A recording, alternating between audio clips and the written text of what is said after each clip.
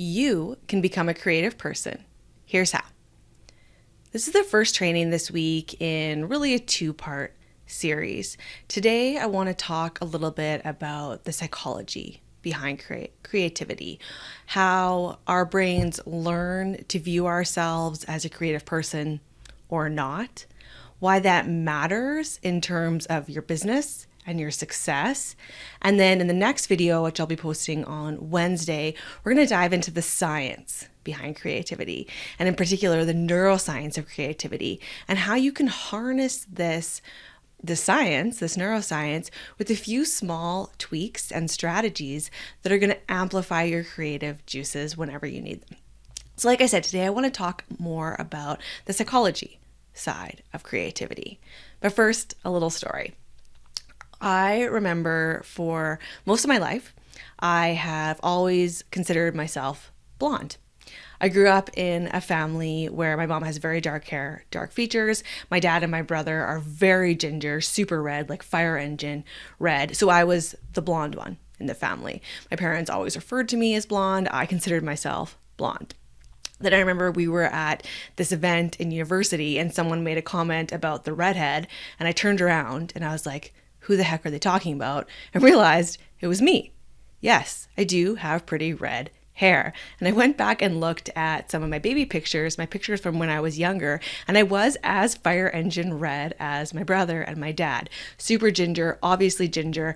As I got a little bit older, my hair did become a bit more strawberry blonde.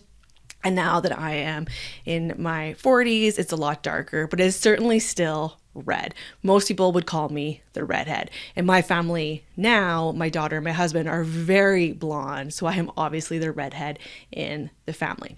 Why am I telling you this story? Because our brains identify ourselves in certain ways.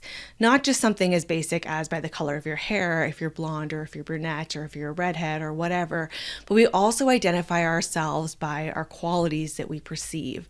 Things like if I am smart, if I'm intelligent, if I'm athletic, if I'm funny, if I'm outgoing or not, and if I'm creative or not. Those beliefs about ourselves, those beliefs that our brain holds about who we are, what our strengths are, what our qualities are, what our attributes are heavily influenced by our experiences, by what we learn from others around us, like our friends, family, teachers, and even by the media and social media in our modern world. For example, for a long time, I also never considered myself a very creative person. I always thought I was more analytical. I grew up in a family of accountants and engineers, so numbers were my thing. I was fantastic at math and physics. Neuroscience, probably not surprising, requires a lot of math and statistical knowledge and skills. And I always approached my life in that way. I've shared before, if you've been in this community for a while, how I've always considered myself very organized.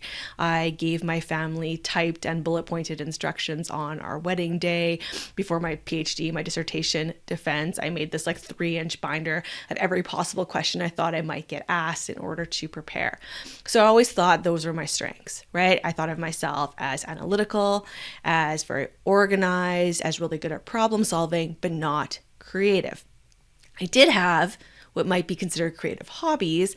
I did things like crocheted, and for a while I even was into knitting, and I read, and I like puzzles, and I even painted before my daughter was born and I started my business, and I lost all of my hobbies because I had zero time. More on that later. But I never really thought of these things as creative. I thought, well, I'm actually just really good at following a pattern. I would paint, and I would, look at a picture as a template, and I would paint from that. I would follow a pattern when I'm crocheting. Yeah, sometimes I would change it a little bit to make it work for what I was doing, but I never really considered those things creative. I never really thought of myself as someone who was good at that artistic side of creativity, of coming up with my own paintings, of using my imagination to create my own stories. And then I was in a business training program, and one of the exercises the coach gave us was to email some close friends and colleagues from work and ask them what they think your strengths are. Because we are not good at identifying our own strengths. Our brains are very good at finding our weaknesses, but not good at identifying our strengths. And the messages I got back really surprised me. They were things like, Nicole, you're a really divergent thinker. They'd give examples of how we'd be sitting in a meeting and I'd come up with really out of the box creative solutions to problems we were working on as a team. Or my colleagues would share about how I'm really good at seeing the forest through the trees. I'm really good at taking a lot of information and putting it down just to the key points, the things that we need to know, and being able to explain that to others. They would say I'm a great presenter and storyteller. I was always able to help the team learn while making it fun and exciting. These skills, problem solving, divergent thinking, out of the box thinking, emotional intelligence, generativity, they're all mediated by the same systems in your brain that we think of when we think of more traditional creativity, artistic expression type of activity. It's the same brain regions that are involved. And all of this matters. All of this I'm talking about today is important for you if you are feeling like you have a creative block right now. If you're wanting to be more creative, whether that's more creative in your business, more creative in your life, all of this matters because the words that we say, even in our own head, impact how our brains see ourselves, how they see the world. For years, like I said, I considered myself more blonde because everyone else in my family was much more ginger than me. That made a difference in how I saw myself, even something as basic as my own appearance. And when we're talking about more complex qualities, like if I see myself as a creative person or not, that matters too. I've shared this before. If you've ever taken a workshop or a course from me, you know that our brains are really driven by language. Language helps us make sense of the world. It helps us share stories to pass on knowledge. If we didn't have language, we'd have to reinvent the wheel every new generation because we wouldn't be able to pass on those experiences and those stories.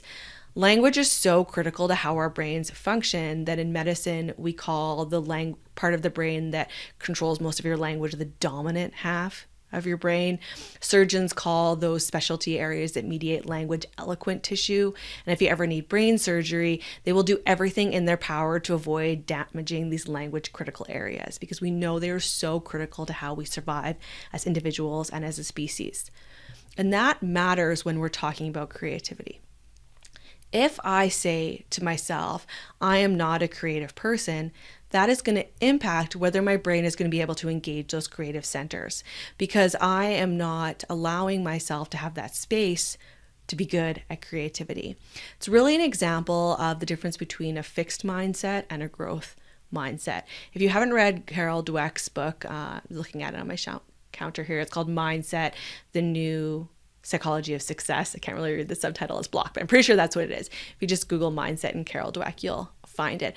It was a really great book that looks at the science and psychology of a growth versus fixed mindset. So if I am stuck in a fixed mindset regarding my creativity, I'm going to say things like, I'm not very creative. I'm just more analytical. Creativity is not really my thing. If I have a more growth-focused mindset when it comes to creativity, I'm going to say things like, well, I'm not really good at painting right now, but it's something that I can practice and get better. I'm not the most creative person in coming up with amazing hooks for my social media posts, but it's a skill that I can improve on as long as I keep practicing and learning.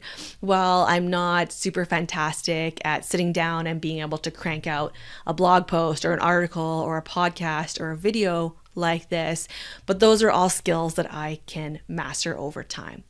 When we're in a fixed mindset, when it comes to any attribute we have, including creativity, we're going to see creativity as something that you're either born with or something that you're lucky enough to have, that you can't have any control over. But if we view these attributes as they are, there's a science behind this, more on that on Wednesday, like I said. If we view these attributes like creativity as a skill, as something that we can learn, as something that we can grow with a more growth mindset approach, it allows so much more space for our brain. And that matters, like I said, for your business, because if I don't consider myself a creative person, it's going to be a whole lot harder for me to be able to come up with engaging content on social media, to be able to come up with those really great hooks, to be able to have fun on social media with creating new content. It's going to be really hard for me to come up with new ideas for awesome solutions for my clients, whether that's new programs or workshops or one-on-one trainings. It's going to be really hard for me to sit down and be able to write whether it's the book or the blog post or the article, when I don't view myself as a creative person. So that's my challenge for you today, to start training your brain that creativity is a skill. It's one you can improve, because there is a science behind creativity. There is a neuroscience behind creativity. I'm going to share more about that Wednesday in my next video. So make sure you're subscribed to this channel so you don't miss it. See you then.